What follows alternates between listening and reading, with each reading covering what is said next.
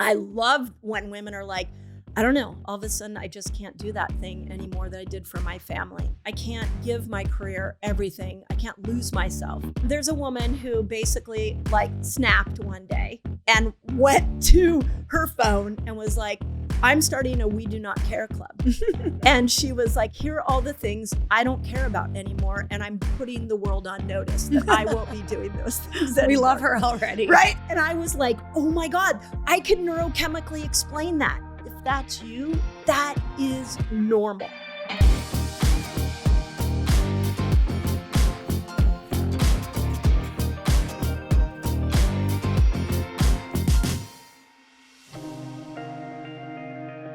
We all know something is happening to us in our 40s, Right. and we all know anybody who's in their late 30s, early 40s period, and Right. of course 50s, but 40s I think is just this like, I think there's this expectation that you're supposed to have it all together and you should feel Yeah. happy. And all of a sudden we're all finding ourselves in this position of like, wait, I don't know if anything I've built is actually like working for me. Yeah, Like, yeah. I'm not sure if this, I'm watching a lot of friends go, I'm not sure if this marriage is working for Yeah. me, leaving a lot of marriages, Yep. leaving a lot of jobs, trying to figure out what their new purpose is. Like it is very much like a time of reassessment Yes. and trying to figure out where you fit again. And I think this is such an empowering conversation because if you know you're meant for leadership, you can also go, where can I go and step in and use this wisdom that I know that I have? Exactly. Yeah. You just nailed it. And what made me and this was why I was like, I have to write this book and connect all these dots, is that so many women fear becoming invisible. Totally. So I used to have women in my clinic, like I would ask them their age and they're like, oh, I'm not going to tell you. And I'm like, okay, like, Well, that's not going to help me. I know. so- I'm like, why? Like, what is going on that makes you not want to, like, because and they were like career women that didn't want people to know their age because God forbid they wouldn't be relevant anymore. Right. So you've got that. I want to touch on the marriage thing because when we put this book together, I had a couple collaborative writers. And one of the things I kept saying is, I don't want this to be a divorce book. Right. We hear so much right now about the gray divorce. It's like a super popular thing in the zeitgeist. But what's happening is women are doing exactly what you just said, where they're like, wait a second, I built this life in a certain way, and I don't like that anymore. I don't want the life that I build. I want it to be this way. And I'll use myself as an example. My kids are 25 and 23. Our house was the house that everybody hung out at. So fun. It's so fun, right? And I loved having all the kids around, and the kitchen was always messy. It's a lot of because purpose and identity. A for sure. lot of purpose and identity. When I hit my late 40s, all of a sudden I was like, I can't take the kitchen dirty. I can't take the kids making noise at 10 o'clock at night. Like I started to change my preferences. And at first I would tell my son, my daughter was off to college. I would tell my son and husband, and they were like, I don't know who you are. Like you used to love having everybody over. I'm like, I don't love it so much anymore. And so we had to have a discussion about that. I can't wake up to the dirty kitchen. We had to have a discussion about that. And then that morphed into all of a sudden I started craving solitude. And so I had to go to my husband and be like, I think I want to go on vacation by myself. I think I need to go spend a weekend by myself. And he at first was like, what is going on? Totally. And I was like, I don't know. I need to do something different because this very extroverted family life that we have is no longer matching me. And so, but we had a conversation around it. And in Age Like a Girl, I actually wrote an appendix to men because I think that's the moment that women are like, this marriage doesn't fit anymore. But if we bring our husbands into the conversation and explain why, and if our husbands understand why we're going through this transformation, then all of a sudden a new marriage can emerge from a new version of you. Yeah, that's so powerful to bring. I mean, thankfully I learned early on to like bring my husband into a lot of things and even family in order for those conversations to work. But a lot of people don't know how to do that, especially when you're going through something that feels hard like that. That's right. Like you must have felt in the beginning like, oh my God, why do I need solitude? Like sometimes you're like, do I want to be away from them? Is it because we're not, meshing anymore? Are we not interested in each other? again, this is so powerful and important because all of a sudden people could be throwing things away that if you just have some hard conversations around them, could be even more beautiful on the other side. Yeah. You know, it's interesting. 2 of my closest friends left their marriages during this time. And I spent a lot of time with them, asking them and trying to understand why. And both of them said, if my husband had understood what I was going through, I didn't want to leave, but I was changing. And in that change, he wasn't happy about that. He liked the old version. He liked the way our marriage was, but the marriage didn't fit me anymore. Yeah. So you have on one level that what my husband and I have done is I started looking at Julie Gottman's work, and I started looking at Esther Perel's work. And Esther says something that really hit me. She said, most adults will fall in love with 2 to 3 people in their adult life. Some that will be with 2 to 3 different people, and others that will be will be with the same person. And so my husband and I started calling the marriage we had before kids marriage 1.0. We're like, marriage with kids is marriage 2.0. And the version that we're creating as empty nesters now is marriage 3.0. So instead of leaving the marriage, I've been like, can we reinvent this where it fits now better for the person I've become? And when I wrote Age Like a Girl, I actually isolated myself. I got a Airbnb in Santa Cruz, California. And for 4 months, I lived by myself writing this book. It was so enjoyable. I have never had that much time to myself. Took a little bit of, convincing to let my husband know, I'm not leaving you. I'm just needing to go in and anchor to myself and find myself. Yeah. And honestly, the marriage is better because of that micro break like that. For sure. And you probably just got to you get to dig so deeply into something that feels you're so passionate about and know that needs to come out. And I feel like sometimes when we get interruptions of that, and if people don't understand, you don't even mean to get resentful of things. Yeah. But if we're not doing what you're saying, where you're actually taking, standing up for yourself and doing the things that you want after years and years of probably living for other people. That's right. I think this time, exactly what you're saying is it's just going to amplify what's not working if you don't start standing up for yourself. So and true. Having these hard conversations that aren't hard once you start having them and they become regular things. So Agreed. Let's kind of tell me what you're finding with women right now who you're giving this information to. It's like, hey, you are changing. Yeah. You're actually getting more powerful. You are you're going to stop people pleasing. How do we not go and blow up our lives with this information and just kind of start informing maybe people around us and start integrating our desires back into our life? Yeah. Oh, it's such a good question. So let me try to break it down. Okay. So I think the first thing that women have to understand is that we have been conditioned by, and for a lack of better words, I'm just going to say a patriarchal culture. And by patriarch, I mean power over. So in the book, I quote a feminist psychologist who started to look at girls in the 80s. And she wanted to see when girls started to pull away from their authentic voice. And what she found is if she asked a girl and a boy a very specific question at 9, that the boy and the girl will tell you exactly what they want. Let's use the example of food. If you ask a boy and a girl at 9, what do you want to eat? They both will tell you.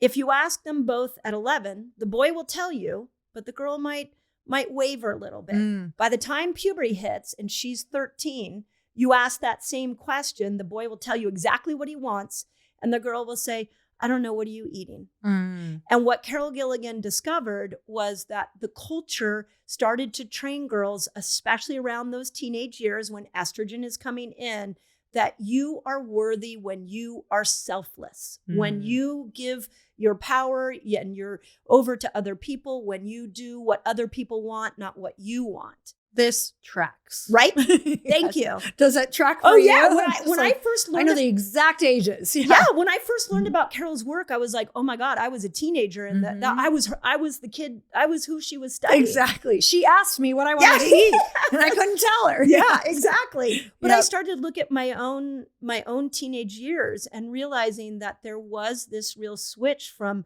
who I was as a girl, which is why Age Like a Girl is a really cool, I mean, we called it that because it's Like a Girl is my brand. Yeah. But really what I'm hoping people do is understand who they were before puberty hit. So, and then when I became a teenager, I started doing everything for love that every adult wanted, the boys wanted.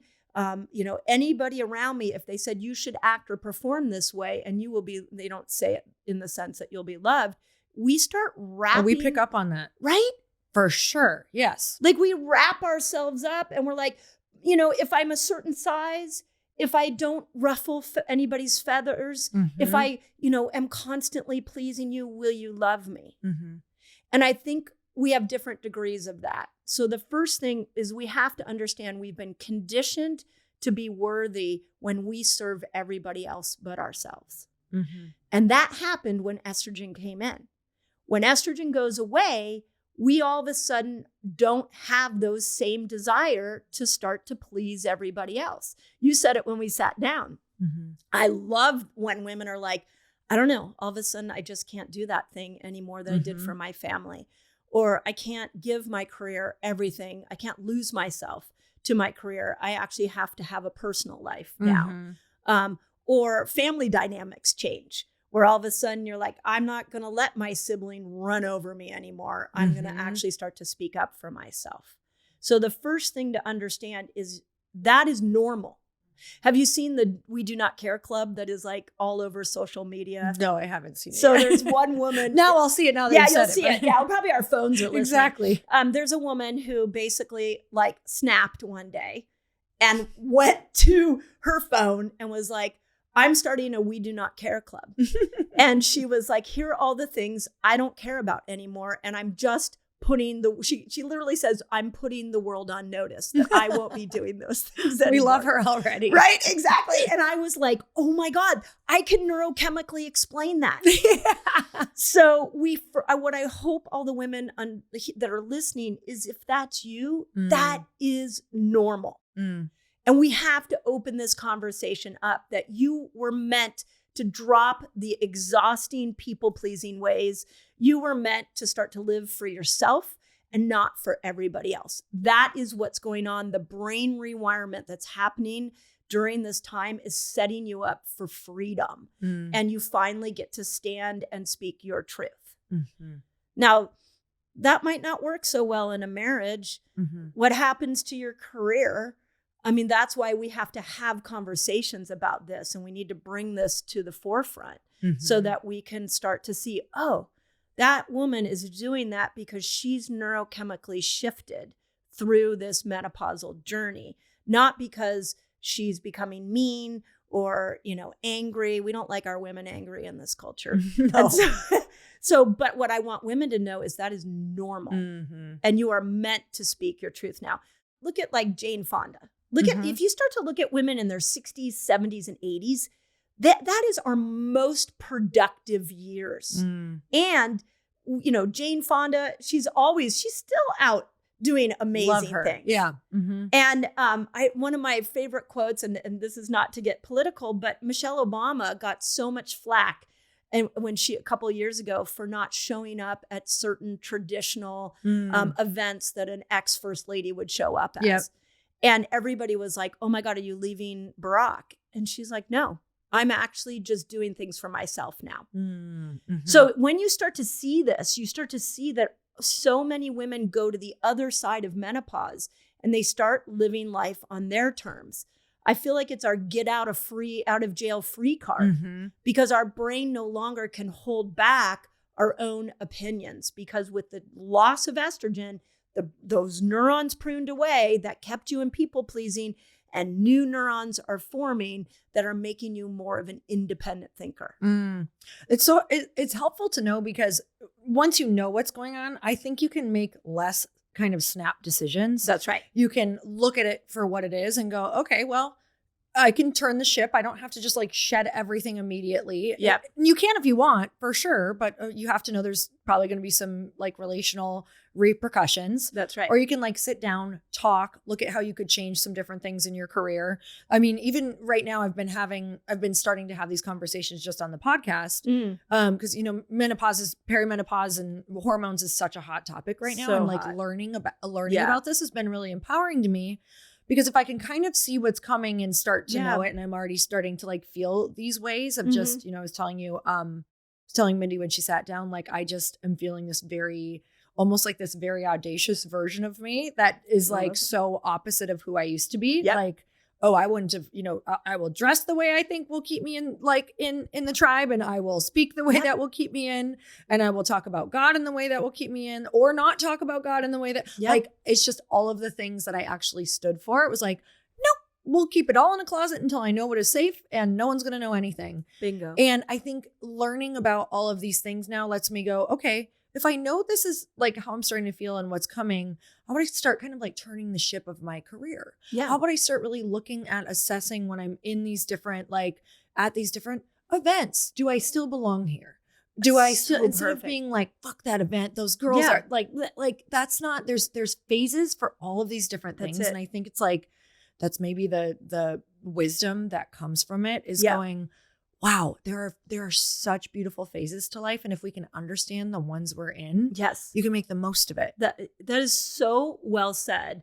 And thank you for your transparency too. And this is one thing I'm trying to do with this book is we all need to share this journey with each other, because then it normalizes it. Totally. 2026 is the year that you launch your business. It's the year that you've become the boss, you become the leader. That idea that you have that has been eating at you forever, that just will not leave you alone, is going to come to life. Maybe it's something that someone tells you should always sell, or a store you've already designed in your head.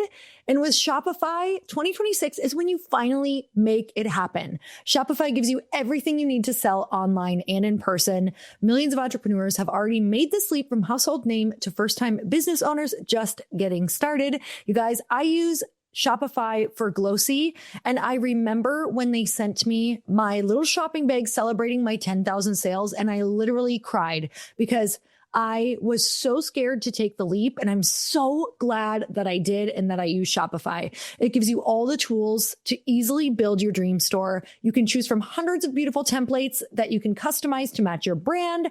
Setup is fast with Shopify's built-in AI tools that write product descriptions and headlines and help you edit photos. So marketing is built in too. You can create email and social campaigns that reach customers wherever they scroll. So as you grow, Shopify grows with you. You can handle more orders, expand to new markets, and do it all from the same dashboard. In 2026, stop waiting and start selling with Shopify. Sign up for your $1 per month trial and start selling today at shopify.com/happy. Go to shopify.com/happy. That's shopify.com/happy. Hear your first cha-ching this new year with Shopify by your side. There are so many challenges to business that I don't want starting to be one of them for you. And when you want more, when you're starting a business, you need Northwest Registered Agent, because you get access to thousands of free guides, tools, and legal forms to help you launch and protect your business. And it's all in one place. You can build your complete business identity with Northwest today. Northwest Registered Agent has been helping small business owners and entrepreneurs launch and grow business for nearly 30 years. They're the largest registered agent and LLC service in the U.S. with over 1,500 corporate guides, real people who know your local laws and can help you and your business every step of the way. You can sign up for free account to begin managing your business hub with lawyer drafted operating agreements, bylaws, resolutions, membership certificates, bills of sale, and more at no cost. Northwest makes life easy for business owners. They don't just help you form your business, they give you the free tools you need after you form it, like operating agreements, meeting minutes, and thousands of how-to guides that explain the complicated ins and outs of running a business. And let me tell you, this is life-changing because I had no idea how much went into this. So don't wait, protect your privacy, build your brand, and get your complete business identity in just 10 clicks and 10 minutes. Visit www.northwestregisteredagent.com/earn free and start building something amazing. Get more with Northwest Registered Agent at www.northwestregisteredagent.com/earn free. What you just described as, and I'm just going to call it the menstruating version of you, even though I know you still have a cycle, but let's go back to like when we were actively, you're probably at your age considered perimenopausal. Yep. So, but estrogen kept us tethered to people pleasing. It really, like, it's that simple. It kept us tethered to having to outsource who we were authentically meant to be. And when estrogen goes away, we start to see glimmers of ourselves and who we are meant to be. And that is really scary, because how do you create that conversation in your family, your marriage, your work? You have to recognize yourself first, which, if I look at where you're at, now that you know this, when you start to do behaviors that might seem unusual for your husband, instead of that creating a fight, now what you can say is like, look, I'm getting deeper into menopause, and menopause is this moment where I'm starting to really understand what I want, not what everybody else wanted for me. Yeah. And that is a much better conversation in a loving relationship than couples fighting and going, you used to do this and now you don't do that. So we have to understand that you're literally hearing your authentic voice as you move into this and who you really want to be before we started pleasing the culture. Which, you guys, this is so, when I think of what, I remember like 10 years ago, I wrote a post, maybe, what was it, 10 years ago? Maybe it was 7 years ago. But I'd like sat down and I'm like, I feel like I need to tell people this. It was like this moment where, looking back, I was so young, like, but at this, like, to me, that felt still like a very young age looking back. But at the moment it felt old, and I felt like I was starting to be like looked over by society, and especially coming from the background I came from in fitness, and I was a cover model, and like, that you're very tied to your image. And so like breaking that, I knew I would need to break that. It's kind of like I was very aware of like, you're going to need to find a lot more purpose than this, or you're going to have a very rough like experience in your life. And so built up a lot of purpose, but still had this moment of like, wow, I feel like as you get into your late 30s, there is like this conversation around women start to like age out. Like that saying of like, oh, you're aged out, or some people start commenting that, and you're like, what does that mean? Like, oh, you're done. You're done. Right. And I had a moment of feeling done for a second. And then I, like just started really digging really deep about like, wait, what is all this wisdom that we do have? And I think that this is so important for women to understand, that wisdom is literally just getting started in your 40s. Exactly. That's exactly like it. You can't even access it all then. Right. That's so well said. Like and this is why when we look at perimenopause, we talk about the brain fog and the irritability and the rage. Yeah. Yes, part of that is hormone replacement therapy might be what you need, but it's not. Don't lose the moment there, because your rage might be that you're really angry because you have not been able to stand in your own power. You haven't been able to speak your own truth. Or like you, where you were like in a culture that you got paid for how you look. Yep. And so now you're like, I don't want to play that game anymore. But then you're left without an identity, which is huge. And so then the rage shows up, the resentment shows up, the irritability shows up, until we have conversations about, wait a second, that was supposed to happen. You are now moving into the next phase of your life where you get to finally think and behave the way you want to behave. I had a really cool, well, it wasn't cool in the moment, but it's always cool later though. It's always the best thing later. In the moment, you're like, oh God. Yeah. So I tell the story in the book. I was living in the Palisades when the fires hit. And I grew up in Malibu, and I had raised my family and had my practice in Northern California. And I had moved back to LA. Wow. And was going to make that my home now. My husband and I we were looking at, maybe half-time living in Northern California, half-time in LA. And I was already really exhausted from launching Fast Like a Girl and Eat Like a Girl. And I just wanted to kind of settle into the Palisades home and write and just chill out for a while. And then the fires hit. And I evacuated the Palisades the morning of the fires with Sunset Boulevard completely on fire. I don't know if you saw all the pieces of the news, but palm trees were on fire and falling on top of cars. I was in that mess. Wow. And then I got to a hotel in Santa Monica, and 5 hours later, I had to evacuate from there. And then the next day I went to Lisa Bilyeu's house in the West Hollywood Hills, and we had to evacuate from there. So 48 hours of running from fire, and I broke. And at the same time, and this is what we do as women, at the same time, I was leading 100,000 people through a 3-day water fast. Oh my God. So I had people all over the world in the middle of a water fast. So here I am literally leaving my canyon with everything on fire. And I'm saying to my husband, I just need to get to a parking lot so that I can I'll get on the call in an hour. Yeah. And he's like, honey, you need to get safe. Yeah. We'll handle the call. Oh my God. But it's like, isn't that what we do as type A women? We're like, I'm sorry. I might be like my world's on fire. Yeah. But let me make sure you guys are all good. Exactly. Yeah. So I missed the call that day, but then that was a Tuesday, and then Wednesday and Thursday I let everybody through. I was at Lisa's house. And on Friday, when the last call happened, I said to this group of 100,000 people, I was like, I'm just going to be really honest with you all. I'm not okay. And I have not been okay for a really long time. I'm completely burnt out. I can't find myself. And what I want you to know is I don't want you all to worry about me because I'll find okay. But I just need to publicly announce I'm not okay. And I feel like a lot of women are like that. Why don't you put in the chat if you feel like you're not okay? Oh my God, Lori. Oh, wow. The chat just blew up. And so many women were like, I'm not okay. I'm not okay. Thank you for giving me permission to say I'm not okay. Makes me want to cry. It was so freeing. And then you know what I did? I actually called my parents the next day, who I have on a pedestal and I'm still wanting to please. And I was like, hey, y'all, I need you to know I'm not okay. But don't worry about me. I'm gonna find okay.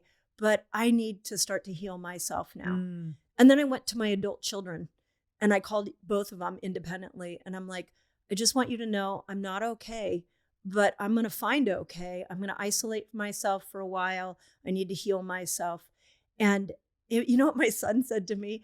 He was 21 and he said, you know what you need, Mom? You need a reset. I was like, I do. I really do. You got plans? Yeah. What is it? But my point in sharing the story is there was something about like, I need to put down the facade that I've got it all handled. Yeah. And that's what happens to us when we go through this menopausal experience is we're being given the opportunity to put that down and to say, I'm actually going to live life by my rules now. And when we look at the suicide rates, I think that happened to those women when they went to kill themselves, they didn't know the door out. And they were feeling like they couldn't put the mask on anymore. And when I look at the divorce rates, I think a lot of women enter into marriage with one version of them, but somewhere down the marriage line, they're a different version now. And that's why this book is so important to me, is we have to bring these conversations out and allow women to change. We let teenagers change. Yeah. Like, you know, a girl goes from like a 10-year-old and she's like your best friend. And then at 14, you look at her wrong and she wants to, you know, walk out of the room. And we go, oh, that's, you know, that's part of the teenage process. But we don't give menopausal women the same grace. Okay, I hope this book sells millions and millions and millions, because imagine what would happen if women in their 40s, 50s, and 60s actually started speaking more wisdom, like found it. Yep. Like, you need to bring, idea. You need to literally start like a grandma tribe, but you can join it as soon as you're 40. That's a great idea. Like, the only problem is a baby grandma. Yeah, a baby grandma. Yeah. Because a lot of people, we really wrestled with the grandmother hypothesis because a lot of, you know, there's a real trend for women to not have kids right now. And I don't have kids. I'll be a grandma. Right. And a lot of women to others. Yeah. So we played with different versions. I share in the book, I studied Clarissa Pinkola Estes's work, and she wrote Women Who Run with the Wolves. And she wrote another book called Dangerous Women, which is one of my favorite. And she has a concept called the crone. And so many of us think of the crone as like, you're old and you're ugly and you're like witchy and you can push you away. But actually what crone means is crown.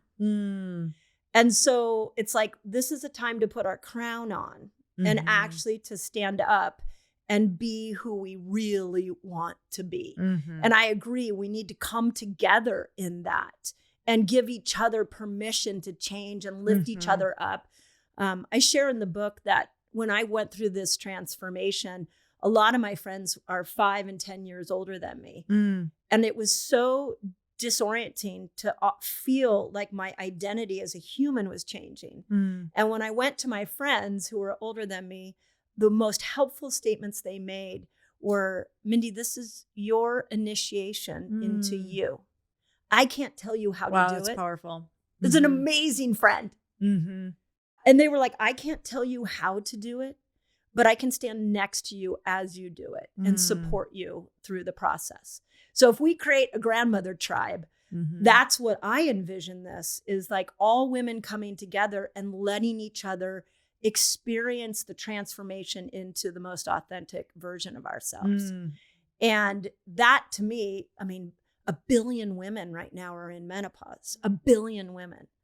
Like imagine if 1 billion women stood up and finally told their truth. Like what would the world look like if we were truly, authentically true to ourselves? It blows my mind. It does blow my mind. Well, I feel like you're gonna start cracking some stuff open here. I hope. So exciting. Yeah. And I always say, like, you know, a great question to ask an author is, why do you write a book? And for me, I write a book to open conversations. So with Fascinated Girl, we opened the conversation up of, wait, what else should women be cycling? I started to watch that happen. People were like, oh, should I cycle my biohacks? Should I cycle my supplements? What else should I cycle? Yeah. And with Age Like a Girl, I really want to open up this idea of like, this is our opportunity to be who we always wanted to be. And what does that look like? And how does that affect marriages? And, you know, I know you have a big entrepreneurial following. Like, how does that affect our work ethic? I don't know if you see this in your community, but I know for me, I'm not interested in working 7 days a week anymore. No, I definitely see that. Like, but as an entrepreneur, right. We didn't sign up for Monday through Friday. Totally. I see a huge shift in women going, okay, I got to figure out how to work when I feel better, when you feel good. That's right. I know you can't just work when you're motivated, but starting to think like, when does this really work for me? Right. To get the best work out of you. Yeah. And when you're in your 40s, you're like getting glimmers of this. But here's the great news is when you get, like, I'm 56 and I've been postmenopausal for 3 years. And each year I go deeper and deeper into it. It gets easier and easier to stand up for myself. I literally just had this conversation with my husband yesterday, who's CEO of our business. And I said, here's what I'll tell you. I'm willing to give the business 4 more weeks, launching this book into the world, working 7 days a week, getting on planes and doing interviews like this, which are enjoyable, but they take you away. They take a lot. They take a lot out of you.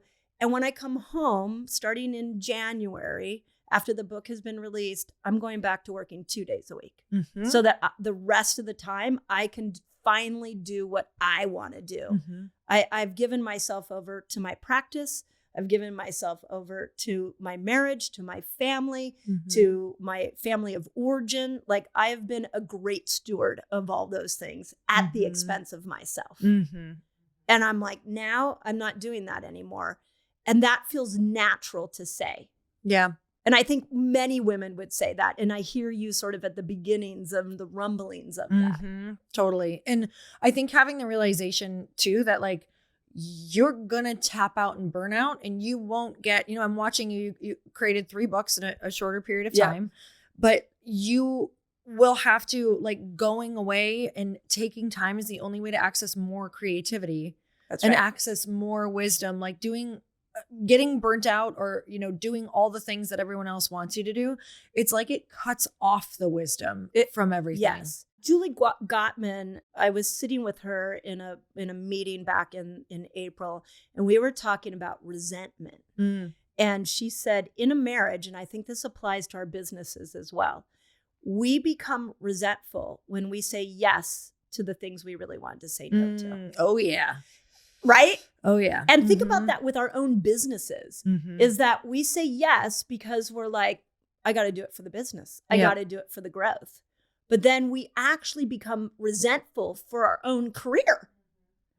And so that's what starts to shift as we go into our postmenopausal years. And hopefully with this new wisdom that we're all gaining from books like mine, and I mean, there's a lot of great books out there sort of speaking this truth right now, is that we can actually reinvent ourselves and our businesses to work for us and work smarter, not harder, and actually talk about the things we want to talk about and talk about the things that light us up, not what the algorithm wants us to talk about. Free yourself. Yes. Free yourself and get more energy. Exactly. And be with the people you want to be with, doing the things you want to do. Yeah. It's very possible. It just takes those conversations. And I mean, I think awareness is where it all begins. And I think that's what you're well, I know that's what you're doing with this book. Yeah. So I'm so excited. I'm so excited for everyone to read it so we can get it where all books are sold. Yep. You can get it anywhere. It'll be on out and about in the world. Age Like a Girl. Yep. And I will put everything in the show notes for you guys. So all you have to do is just scroll down on this and you can see all of the things, and we'll connect where to follow you and all that fun stuff too. So thank you so much for coming on again. Yeah, thank you, Lori. I love talking to you. Oh, I always love your energy, and you're so much fun and energetic and hilarious. And it's just like such a good conversation with you. So thank you so much. Yeah, thank you. It's funny because as my little girl was ridiculed for her humor, and now I get to use it to my advantage. There's a classic example of like how many of us were like shamed for some behavior. And so I smile when you say that. So thank you. Humor's the best. It's my favorite thing. Exactly. So thank you again so much. Thank you. Appreciate you.